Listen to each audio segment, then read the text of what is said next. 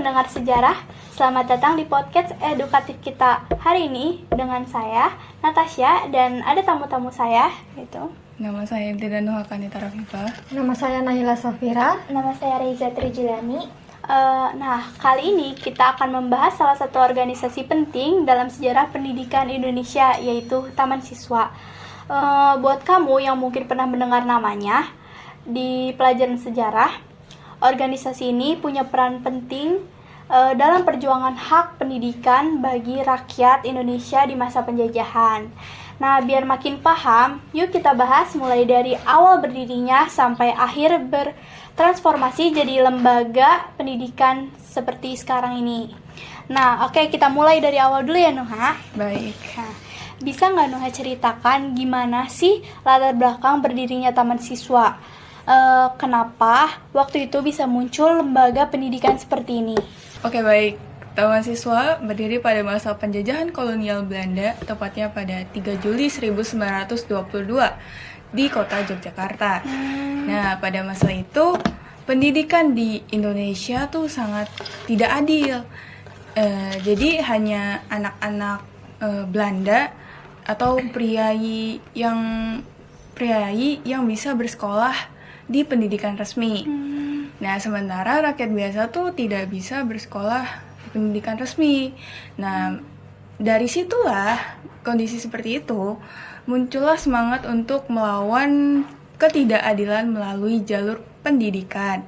Nah, dari sinilah Taman Siswa dibentuk sebagai wadah untuk memberikan pendidikan yang layak tanpa memandang status sosial. Gitu.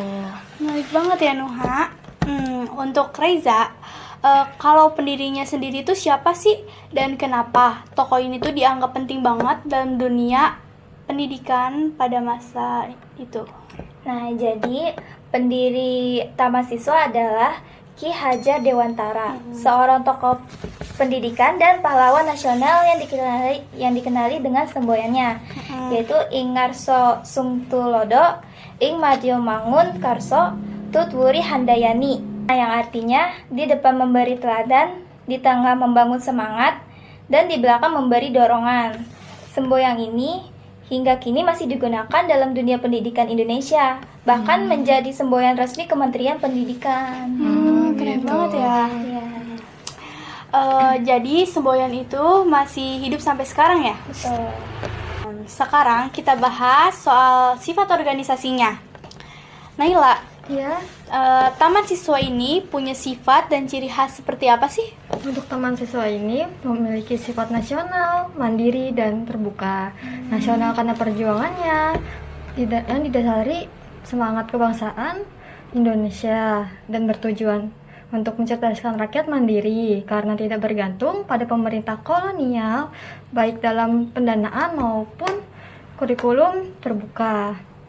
Karena siapapun boleh belajar di Taman Siswa tanpa melihat asal-usul agama dan status sosial lainnya. Setelah itu, Taman Siswa yang menanamkan nilai-nilai budi pekerti, berpikir kepada siswanya, bukan hanya mengajar ilmu pengetahuan, tapi juga untuk membentuk karakter. Berarti bukan soal akademik ya, Iya. tapi juga soal moral kebangsaan. Keren banget.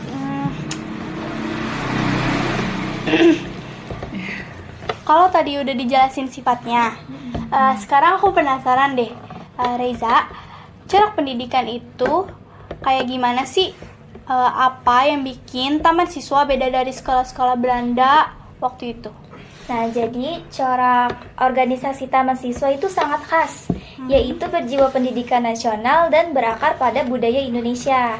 Dalam metode pendidikannya, Taman Siswa tidak hanya meniru sistem pendidikan Barat, tapi menyesuaikan dengan nilai-nilai budaya lokal. Proses belajar dilakukan dengan suasana kekeluargaan, di mana guru dianggap sebagai pamong atau pembimbing. Metode ini berbeda dari sekolah Belanda yang kaku dan berjarak antara guru dan murid. Jadi kayak lebih hangat dan manusiawi gitu ya? Ya. Pantas aja banyak yang tertarik. Nah, setelah berdirinya, gimana perkembangan Taman Siswa selanjutnya? Nah, bisa tolong dijelaskan? setelah berdiri, Taman Siswa sangat berkembang pesat di Indonesia. Banyak banget cabang di berbagai kota seperti Bandung, Medan, Surabaya, dan bahkan di luar Pulau Jawa. Nah, pada tahun 1930-an, Sekolah Taman Siswa sudah mencapai lebih dari 100 cabang di Indonesia.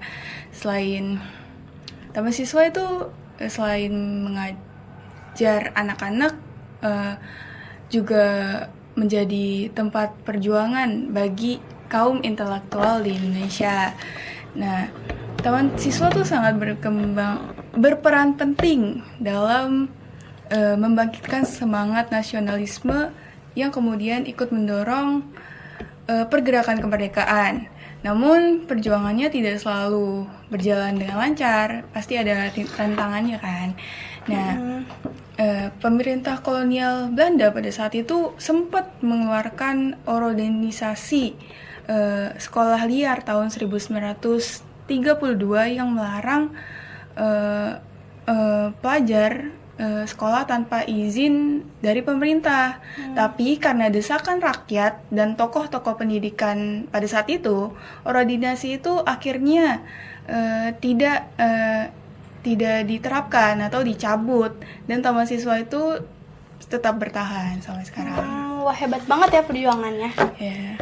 Berarti Taman Siswa ini bukan soal pendidikan, tapi juga bagian dari perjuangan bangsa. Kalau gitu, Naila, kalau saya boleh tahu, setelah Indonesia merdeka, gimana nasib Taman Siswa? Apakah masih ada sampai sekarang atau udah nggak ada? Setelah Indonesia merdeka, peran Taman Siswa mulai berubah.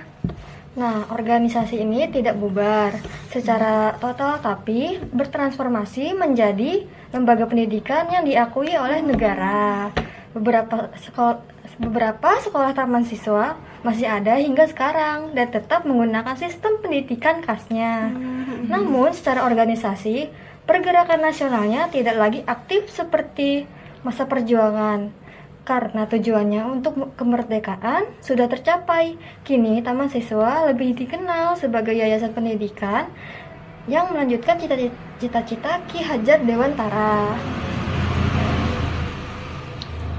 Oh, jadi masih ada ya sampai sekarang. Tapi fokusnya tuh lebih ke pendidikan. Iya, bener banget.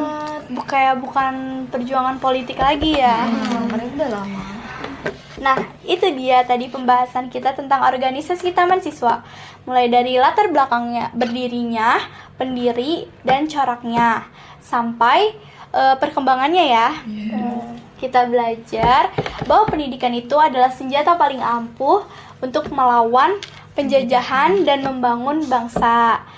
Semoga semangat Ki Hajar Dewantara bisa terus hidup dalam dunia pendidikan di Indonesia. Terima kasih untuk Nuha, Naila, dan Reza atas pengetahuannya. Sampai jumpa di sejarah selanjutnya.